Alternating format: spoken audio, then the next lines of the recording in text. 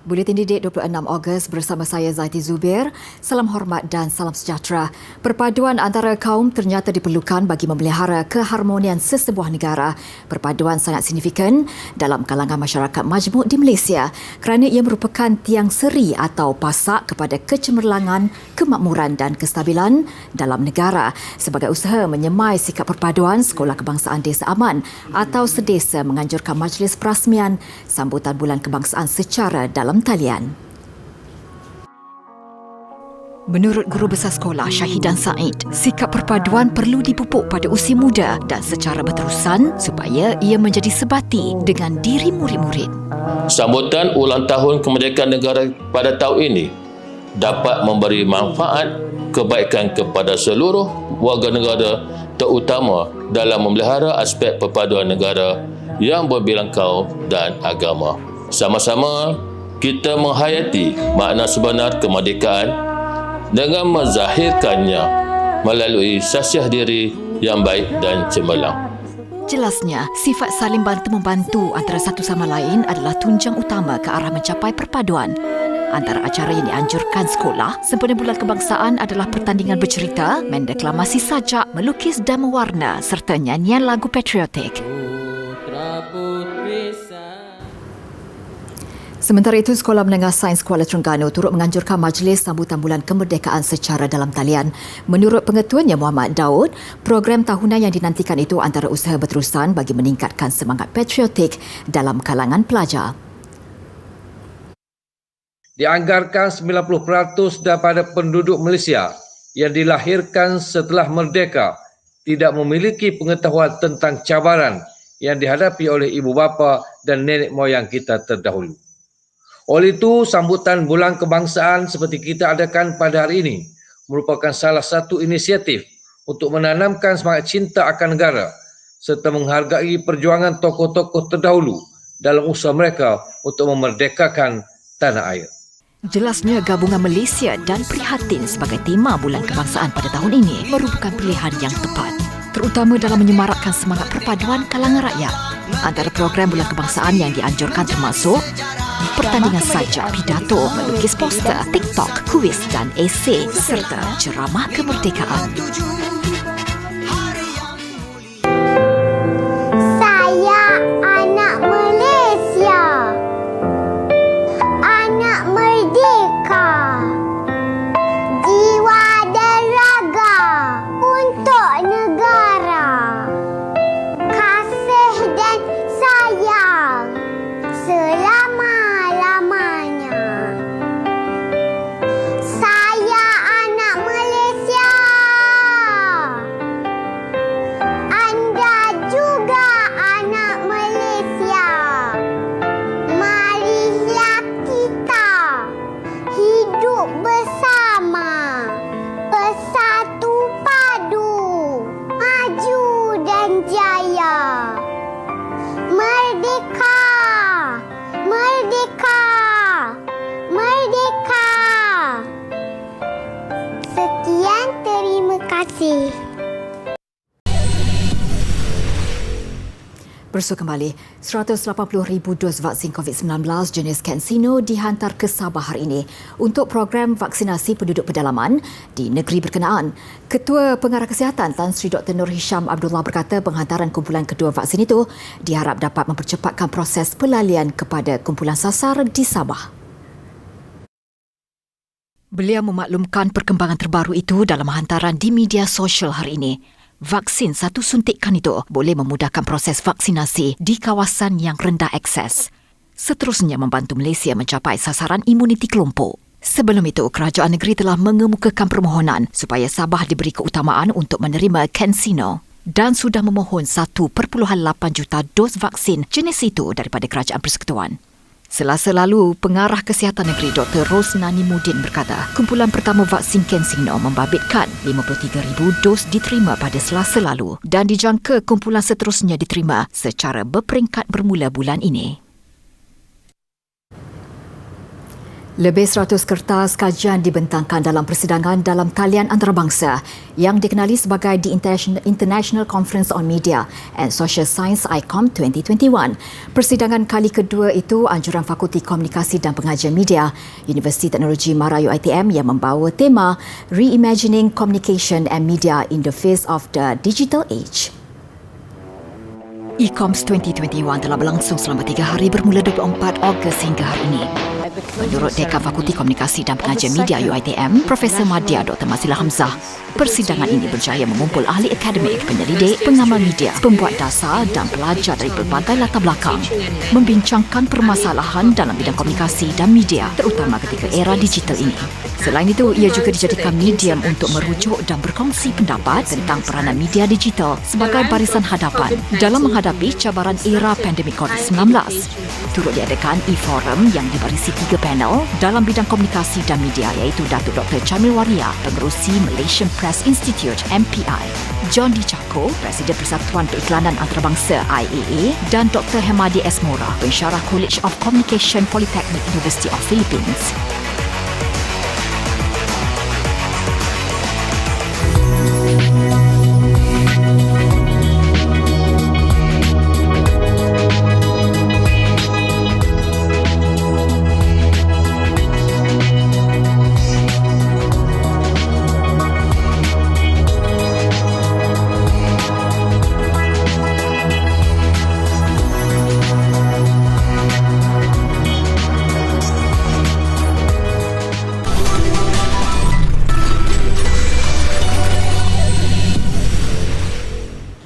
Menara jam di 6 bandar di Perak menjadi simbolik sebagai permulaan detik kemerdekaan yang dikecapi negara di negeri itu.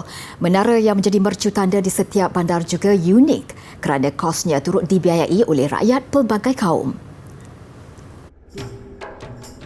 Pekan parit antara lokasi menara jam berkenaan yang terletak di pertengahan persimpangan jalan utama bandar itu.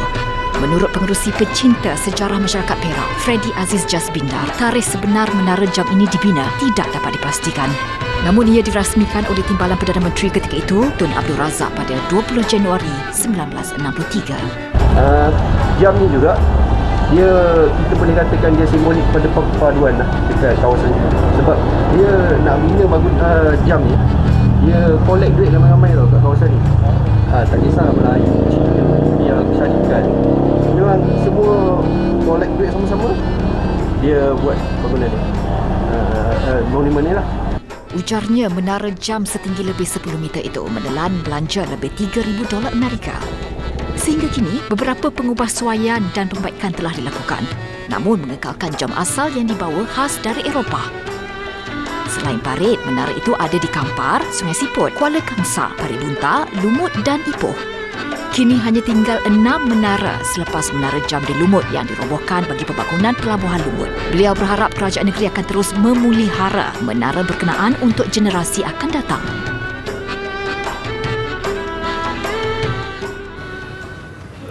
Setiap kali sambutan Bulan Kebangsaan, seorang usahawan M. Kandapan, 61 tahun, pastinya tidak ketinggalan untuk menyemarakkan sambutan itu. Sejak 10 tahun lalu, rumah dan kenderaannya ibarat galeri kemerdekaan dengan pelbagai hiasan menarik. Kalau dia ada duit banyak pun dia simpan dalam peti tak guna. Dia tak ada semangat. Dia satu benda pun tak boleh pasang. Pasal kita mau semangat, dari jiwa baru boleh dapat. Dari jiwa ada, kita boleh pasang bendera. Tahun ini dia memasang kira-kira 5,000 bendera pelbagai saiz, termasuk jalur gemilang besar yang ditempah khas. Keluarganya turut menghasilkan seni hiasan kolam bertemakan Malaysia Prihatin. Fokus Kandapan juga simbolik penghargaan bagi petugas barisan hadapan yang berterusan membantu setiap rakyat.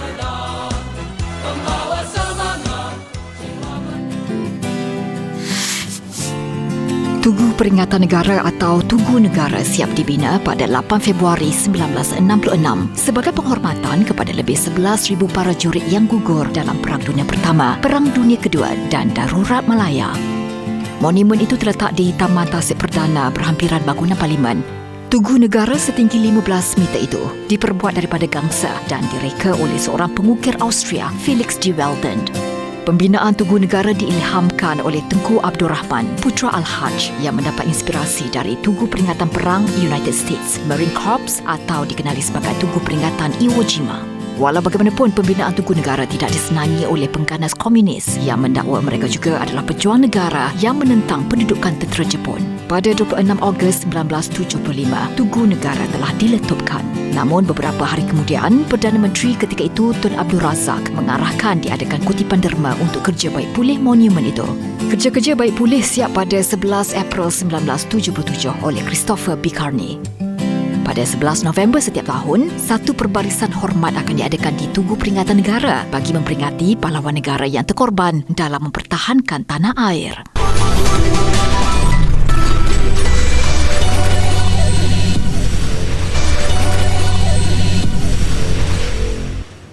Ke laporan sukan, dibatalkan penyertaan pada acara 200 meter gaya bebas S5 semalam nyata tidak mencecaskan tumpuan atlet para renang negara Muhammad Nur Syaiful Zulkifli.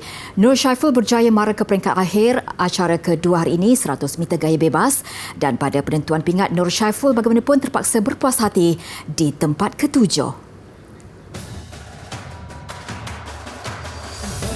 Layak ke peringkat akhir selepas menduduki tempat ketiga saringan pertama acara 100 meter gaya bebas C5 dengan catatan 1 minit 16.33 saat di sebelah pagi. Muhammad Nur Syaiful Zulkifli beraksi untuk saingan penentuan pingat pada sebelah petang. Bermula di lorong 7, renangan Syaiful amat baik apabila menduduki tempat ke-6 pada satu ketika. Menamatkan aksi di tempat ke-7 dengan masa 1 minit 15.12 saat yang dilakar. Syaiful tetap bangga berjaya memperbaiki catatan yang dilakukan di peringkat saringan. Turut beraksi bagi penentuan pingat Muhammad Hafiz Jamali dan Zuhairi Ahmad Tarmizi dalam acara berbasikal 1 km ujian masa lelaki C4 dan C5. Hafiz yang turut selaku peserta kedua berjaya melakukan catatan 1 minit 11.288 saat memperbaiki catatan peribadinya iaitu 1 minit 12.567 saat.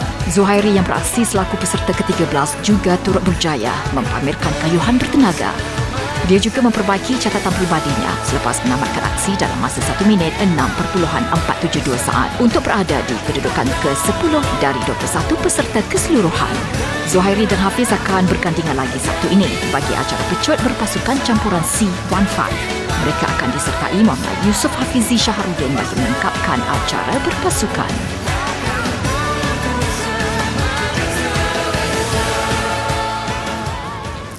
Beralih ke saingan bola sepak Liga Super.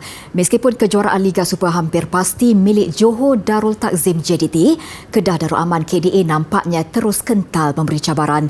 Masih memiliki 2 perlawanan dalam tangan, Kedah menewaskan PJ City untuk mengukuhkan kedudukan di tangga ketiga.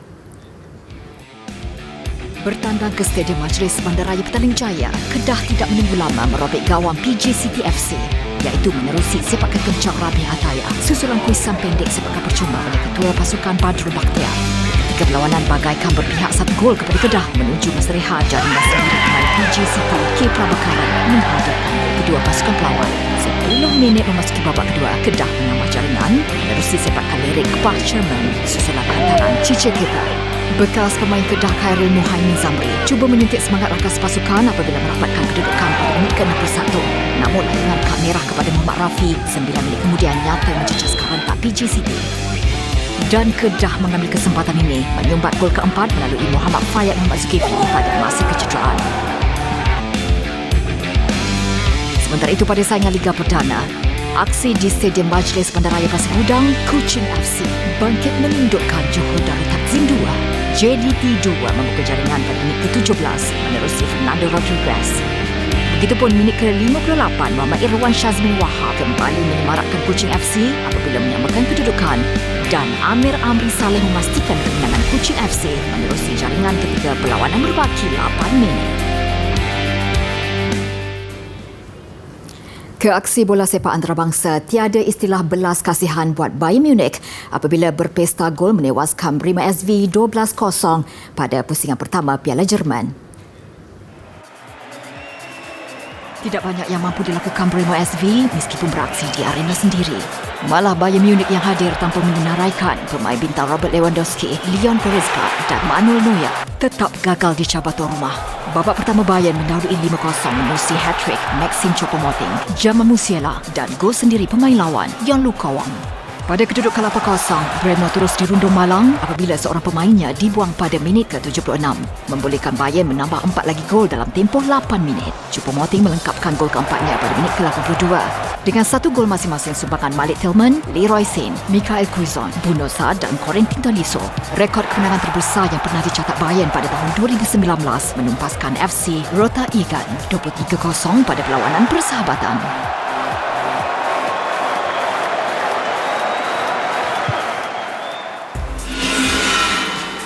Sertai Petroscience RBTX Challenge 2021 untuk memenangi wang tunai bernilai lebih RM20,000. Pertandingan ini dijalankan secara dalam talian dengan 3 kategori dipertandingkan iaitu Robo Sumo, Robo Tracer dan Innovation. Pendaftaran dibuka sehingga 15 September depan. Untuk maklumat lanjut, layari laman Facebook Petroscience. Jangan lupa ikuti pembelajaran melangkaui bilik darjah dikendalikan bersama guru-guru berpengalaman menerusi saluran khusus TV Pendidikan Malaysia, Didik TV KPM. Pelbagai pengisian menarik selepas ini, antaranya Sukses SPM 2021 Pendidikan Islam serta Bimbing Pendidikan Khas Vocational, Operasi Pengeluaran Batik dan Bimbing Tingkatan 4 Bahasa Inggeris. Pembelajaran kini lebih mudah dan menyeronokkan bila-bila masa di mana jua hanya di Didik TV KPM.